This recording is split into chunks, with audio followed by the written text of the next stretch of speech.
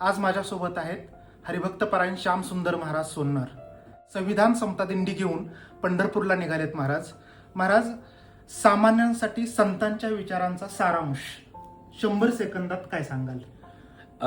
मी पूजा सांगेल महाराज असल्यामुळे, आणि ती पूजा तुकाराम महाराज सांगितली आहे. तुकाराम महाराज सांगतात की कोणाही जीवाचा न घडो मत्सर.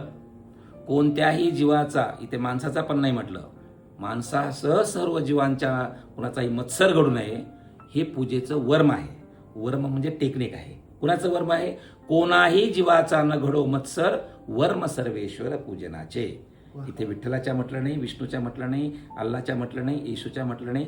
ज्याचा जो ईश्वर असेल त्याच्या पूजेचं वर्म काय असेल तर कोणाही जीवाचा मत्सर घडू नये. जर सर्व माणसांनी कोणाचा मत्सर करायचं सोडलं तर हा सर्व समाज आनंदी होईल, आणि तो आनंदी व्हावा हे संतांनी पाहिलेलं स्वप्न साकार होईल असं मला वाटतं. धन्यवाद.